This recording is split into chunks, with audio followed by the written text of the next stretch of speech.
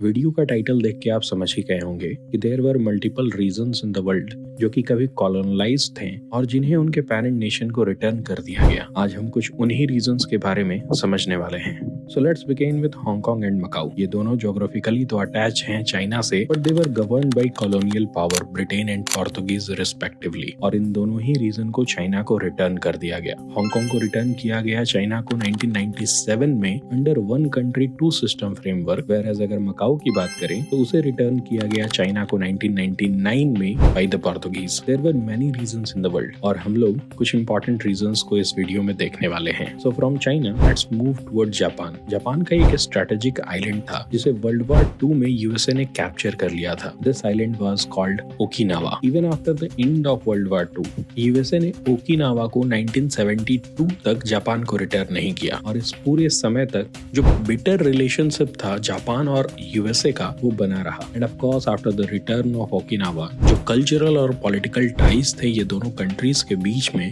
वो unprecedented level में बढ़े। हमें हमेशा लगता है कि after European powers USA is the next colonising power, but the return of Okinawa as well as Panama canal zone जिसे यूएसए कंट्रोल किया करता था, जिसे यूएसए ने पनामा जैसे छोटे कंट्री को 1999 में रिटर्न कर दिया गया, वो ये बताता है कि अगर प्रॉपर डिप्लोमेटिक चैनल का यूज किया जाए तो यूएसए को भी रीजंस रिटर्न करने पड़ सकते हैं। और यहीं पर हम एक इम्पॉर्टेंट रीजन की बात करना चाहेंगे जो कि अभी न्यूज में भी था। डियागो गार्सिया का आइलैंड जो कि चैगोस आर्किपेलागो का पार्ट है, असल में इंटरनेशनल रूलिंग्स आ चुकी हैं जो ये प्रेशराइज कर रहे हैं ब्रिटेन को एंड यूएसए को कि ये लैंड एरियाज जो आपने कैप्चर करके रखा हुआ है उसे आपको मॉरिशस को रिटर्न करना होगा, क्योंकि यूएसए ने पास्ट में इस तरह के रिटर्न किए हैं। हो सकता है मॉरिशस को एक इम्पॉर्टेंट आइलैंड वापस मिल जाए। Now from USA let's move toward Israel.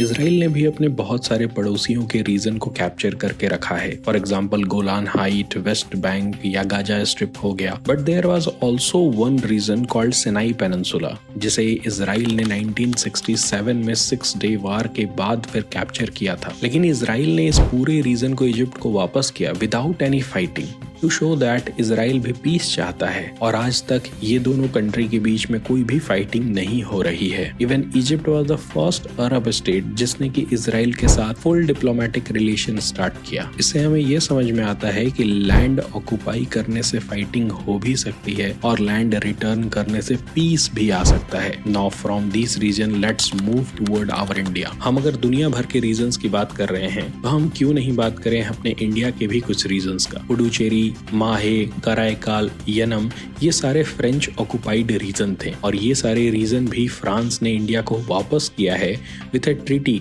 Without any military engagement. But यही चीज हम पोर्तुगीज ऑक्युपाइड रीजन जैसे गोवा, दमन एंड दीव, दादर एंड नागर हवेली के लिए नहीं कह सकते हैं, जिसे वापस लेने के लिए भारत को मिलिट्री एंगेजमेंट करनी पड़ी थी। And then only these part were integrated to mainland India. So there were other multiple region as well, but ये सारे कुछ ऐसे रीजन थे जो कि इंटरेस्टिंग थे। आई होप आपको कुछ नए इन्फॉर्मेशन मिले होंगे। That's it for this video. Thank you.